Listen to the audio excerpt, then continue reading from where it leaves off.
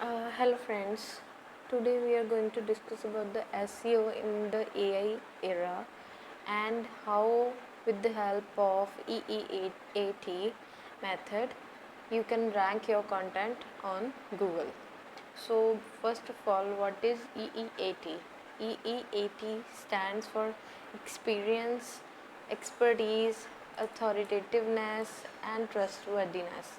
So basically experience में हम क्या नोटिस करते हैं, जो कोई भी फर्स्ट हैंड यूज़ है, कोई रिसेंट स्टोरी है, कोई केस स्टडी है।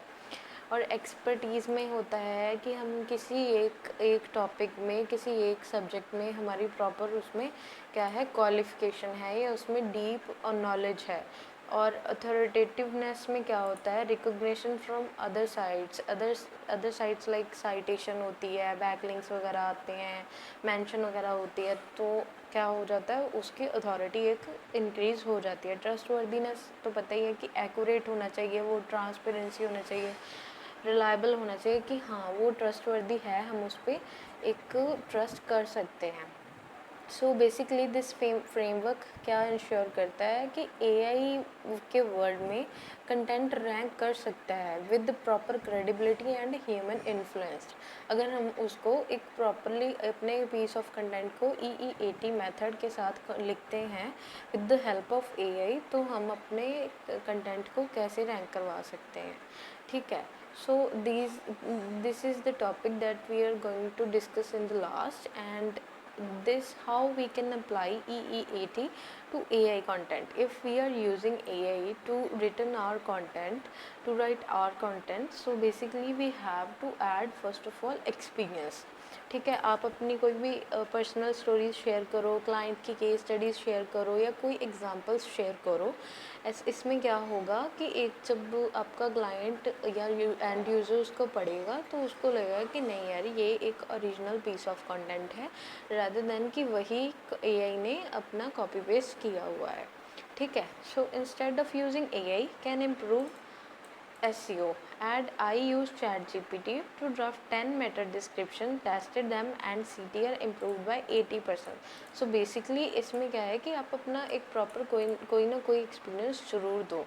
ठीक है, सो नेक्स्ट क्या है, जो नेक्स्ट हमारा ये है वो किस पे स्टैंड करता है, एक्सपर्टीज़ पे, कि आप अपनी एक्सपर्टीज़ कैसे शो करते हो। ठीक है, हाईलाइट योर बैकग्राउंड और सब्जेक्ट नॉलेज। सपोज़ हम कोई अपनी सर्विस दे रहे हैं, ठीक है, सर्विस दे रहे हैं तो हम उसमें क्या करेंगे, अपनी एक्सपर्टीज़ शो करेंगे। ठीक है, जो कैसे कि हमारे पास हमारे पास ये वाले क्लाइंट्स हैं हमारे पास, तो हम इसमें इसमें एक प्रॉपर एक्सपर्टीज़ है। सपोज़ हम एसईओ की सर्विस दे रहे हैं, तो एसईओ में हम किस में एक्सपर्ट हैं, टेक्निकल एसईओ में।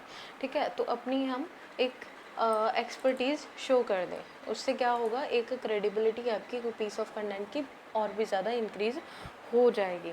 ठीक है, नेक्स्ट क्या है, नेक्स्ट है कि अथॉरिटेटिवनेस, कितनी उसकी अथॉरिटी भी है। अगर हम कुछ लिख रहे हैं तो उसकी कितनी अथॉरिटी बन रही है। ठीक है, सपोज़ हम किसी ऐसे टॉपिक के बारे में बोल रहे हैं कि जो एग्जिस्टिंग नहीं करता। ठीक है, अगर एग्जिस्ट कर रहा है तो हम उसका सोर्स दें कि अच्छा ये वाली इन्फॉर्मेशन हमने वहाँ से उठाई है, तो हमने उसकी क्या कर दी, वहाँ पर इंटरनल लिंकिंग कर दी। सपोज़ हमने कोई रिपोर्ट उठाई है, हमने कोई केस स्टडीज़ उठाई है, तो उसका क्या दिया, हमने एक प्रॉपर सोर्स दे दिया। ठीक है, कि हाँ हाँ आप ये यहाँ से जाकर इसको चेक कर सकते हो। ठीक है, आप कोलैबोरेट कर सकते हो, जैसे अभी कोलैबोरेशन का ज़माना चल रहा है कि सभी कोलैबोरेट कर रहे हैं, तो आप अपने एक्सपर्ट्स के साथ कोलैबोरेट कर सकते हो। ठीक है, बैकलिंक मेंशन वगैरह क्या होता है, एक आपकी अथॉरिटी को इंक्रीज़ कर देता है कि हाँ यार, ये सर्विस जो दे रहे हैं वो सच में बेटर है रादर देन के बाकी वो दे रहे हैं।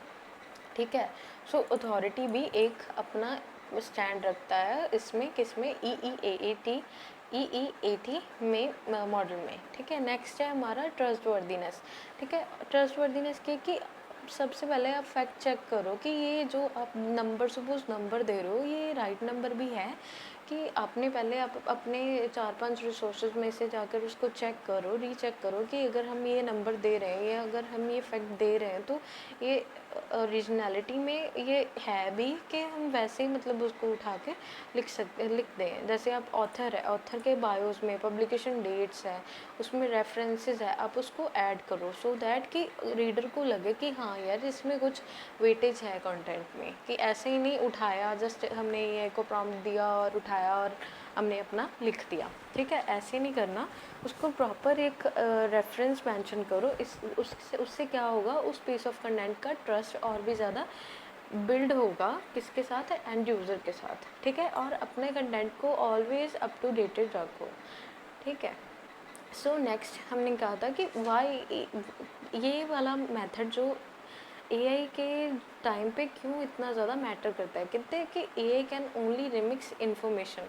ठीक है, हाँ, अगर हम कोई भी सपोज चैट जीपीटी को हम कोई कमांड दे रहे हैं तो चैट जीपी तो अपने एक्सपीरियंस के साथ वो जो उसकी पीछे सेटिंग्स हुई हुई है तो वो ऐसे रिमिक्स करके इन्फॉर्मेशन आपको दे देगा। बट ये उसका पर्सनल एक्सपीरियंस नहीं रहा होगा। पर्सनल एक्सपीरियंस आपका है कि आप कैसे अपने पीस ऑफ कंटेंट को प्रेजेंट करना चाहते हो, उसको कैसे एक एंगेजिंग कंटेंट बनाना चाहते हो, तो उसमें ये वाला मेथड बहुत स्ट्रांगली अपनी पोजीशन प्लेस करता है। ठीक है, नेक्स्ट है कि readers and Google want real value. Obviously मतलब कि आज के टाइम पे ना तो गूगल चाहेगा ना रीडर चाहेगा कि हम फिर से वही चीज़ें रिपीट करें, वही चीज़ें रीफ्रेज पैराफ्रेज करके लिख दें। ठीक है, सो उसमें ऐसा कुछ डालो कि गूगल को लगे कि हाँ ये चीज़ यार बड़ी अच्छी है, मतलब काफ़ी यूनिक है, काफ़ी हटके है, सो दैट वो आपके कंटेंट को अपने आप ही ऊपर रैंक करवा देगा। ठीक है, low quality AI content floods in the internet. ठीक है, क्या ऑब्वियसली कितना ज़्यादा एआई, हर रोज़ इतने लोग एआई से कंटेंट जनरेट करवाते हैं और वो उसको एज इट इज़ क्या कर देते हैं, कॉपी पेस्ट कर देते हैं सीएमएस पे। ठीक है, तो इसमें क्या होगा, ईएटी मेथड अगर आप यूज़ करते हो तो आपको क्या होगा कि आपका जो कंटेंट है वो स्टैंड आउट करेगा, क्राउड में से स्टैंड आउट करेगा जब गूगल उसको अपने टॉप रैंकिंग में से टॉप रैंकिंग पेजेस में लेकर आएगा। ठीक है, इसीलिए ये वाला जो मेथड है वो इतना मैटर करता है आज के टाइम पे। ठीक है, ये वर्क फ्लो है, हम कैसे उसको कर सकते हैं। जैसे prompt AI to generate a base draft, हम उसको एक एआई जनरेटर को हम बोल देते हैं कि अब ये वाली हमारी कंटेंट निकाल दो। ठीक है, फिर उसके बाद हम फैक्ट चेक करते हैं और जब हम देखते हैं कि हाँ इसमें ये चीज़ें मेंशन करी हुई है उसने, तो उसको हम देखते हैं कि ये इसने सही भी दिया हुआ है कि नहीं दिया हुआ है। ठीक है, तो फिर जो उसके पॉइंट्स हमें लगता है कि ये चीज़ें मेंशन नहीं करी हुई या इसका कोई पॉइंट नहीं है, वैलिड रीज़न नहीं बन रहा, तो हम क्या कर देते हैं, उसको क्लीन अप कर देते हैं। ठीक है, आप अपना ह्यूमन टच ऐड करो, जैसे आप अपनी स्टोरी उसमें डाल दो, कोई अपना एक्सपीरियंस डाल दो। ठीक है, सो दैट कि वो चीज़ थोड़ी सी यूनिक हो जाए, थोड़ी सी ह्यूमन ओरिएंटेड हो जाए।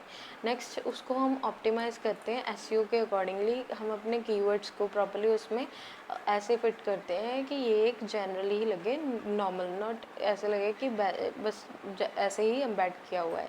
ठीक है, फिर उसको पब्लिश करें एक प्रॉपर क्रेडिबिलिटी के साथ। क्रेडिबिलिटी मीन्स के सोर्सेज, कि हमने ये इन्फो कहाँ से उठाई है, और उसकी प्रॉपरली एक स्ट्रक्चर होती है कंटेंट की, तो उसके साथ हम उसको पब्लिश करें सो दैट आपका जो कंटेंट है वो एसईओ में एसईओ के प्रॉपरली रैंक करेगा और गूगल उसको खुद ब खुद ही ऊपर लेकर आएगा।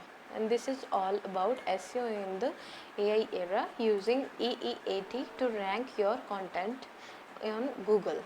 So thank you.